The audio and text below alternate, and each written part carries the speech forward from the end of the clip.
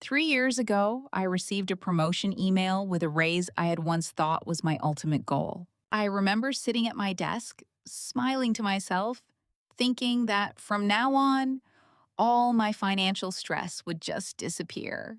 But exactly 1 year later, late one night, I opened my banking app to check my balance. I scrolled down, looked at my spending chart, and just froze. My income had gone up by 30%. But the money I had left over at the end of each month was exactly the same as when I was an entry level employee. The worst part wasn't that I had no money left. The worst part was realizing that making more money does not automatically make you wealthy. While I was desperately trying to figure out where my money had vanished, I stumbled upon an economic analysis about a major headache facing modern Japan. The core issue was simple but frustrating: rising wages but stagnant productivity. The government and corporations there were pushing to pay workers more. Yet, actual productivity was completely frozen, keeping their economy from breaking through. As I read those lines, I stopped dead in my tracks. I realized this wasn't just the story of a nation. This was exactly what was happening to my own wallet. My company was paying me more, but my personal financial productivity had not improved at all. I was just pouring more water into a leaking bucket. In modern Western consumer culture, we are programmed to believe that the only way to solve our financial problems is to simply make more money. When our salary increases, our natural reflex is to upgrade. We move into a more expensive apartment, trade in for a new car, choose fancier restaurants, and justify it by calling it treating ourselves. We somehow believe that a high income will automatically cover up all our terrible spending habits. But in Japanese philosophy, both in business and daily life, things operate in a completely different direction. A system cannot grow stronger just by pumping more money into it. It only becomes stronger when you optimize every single tiny gear inside. They do not rush to show off when they gain more resources. Instead, they slow down, observe, and find ways to make everything more efficient from the inside out. I stopped complaining about needing a higher paying job. Instead, I started applying this Japanese mindset to increase the productivity of the money I already had. And here is the truly fascinating part.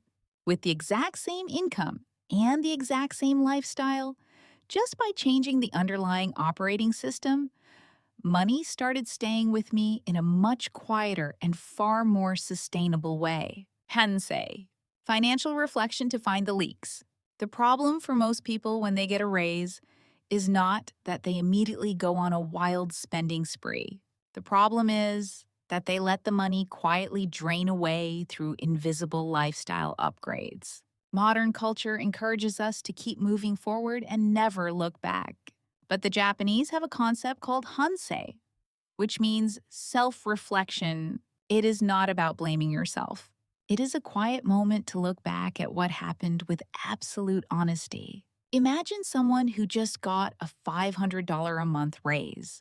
They do not buy a massive luxury item, yet by the end of the month, that $500 has simply vanished. If they applied Hansei, they would sit down with their bank statement and realize the truth.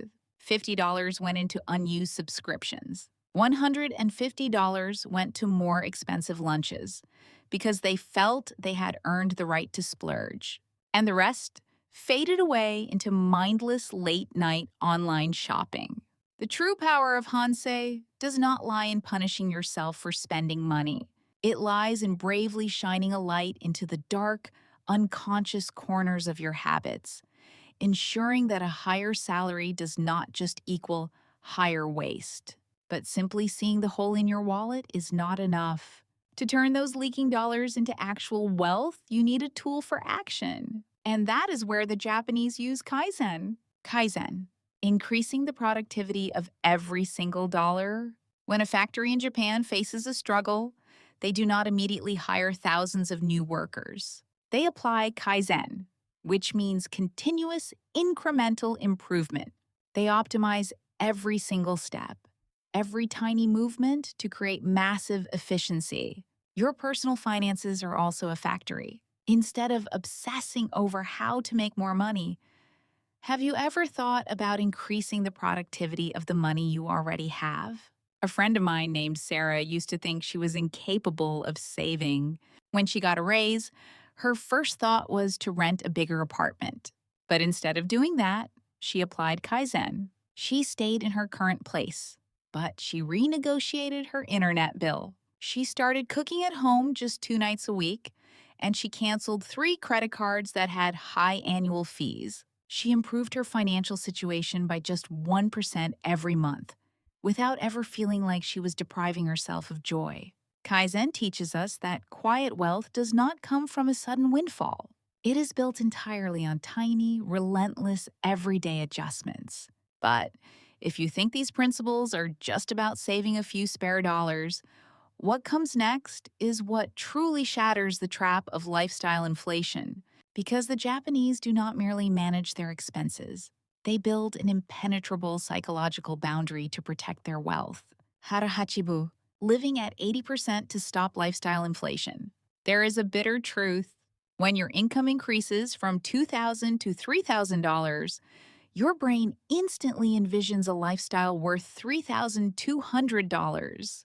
We always want to live right on the edge, or even push past the limits of our income. In Okinawa, Japan, the locals practice a famous eating philosophy called Hara Hachi Bu. It means you eat until you are only 80% full, and then you stop. They always leave a little empty space in their stomach, so the body is never overwhelmed. When applied to personal finance, this becomes the ultimate key to keeping your wealth.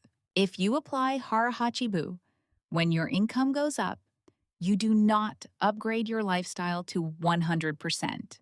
You lock your spending at 80% of what you make. That remaining 20% gap is not a state of deprivation. It is freedom. It is the breathing room for your savings, for your investments, and for unforeseen risks. Intentionally living below your means is not a form of suffering. It is a deliberate choice, ensuring that money can never control you again. The puzzle of rising income but stagnant financial productivity only feels hopeless when you let your money drift away on autopilot. But when you piece these philosophies together, you build a completely different operating system for your life. Hansei helps you clearly see the hidden leaks. Kaizen empowers you to optimize every single dollar you currently hold. And Hara Hachi Bu builds an unbreakable protective wall, preventing your lifestyle from inflating and swallowing up your new income. Each individual habit might seem small on its own, but when you put them all together, they create a massive force of leverage. You might not need a massive leap in your income to start feeling secure. Maybe what you need first is to slow down. Look closely at your own financial system and ask yourself a simple question. Are you controlling your money? Or is the constant desire to upgrade controlling you? Quiet wealth rarely begins with a giant paycheck. It starts the moment you stop chasing other people's standards and finally pay attention to fixing the leaks in your own bucket. If this video helped you look at money in a different light, please subscribe to the channel. And I am really curious about one thing. Out of the 3 principles, Hansei, Kaizen, and Hara Hachi Bu, which one do you feel is missing the most in your current financial life? Let me know in the comments below.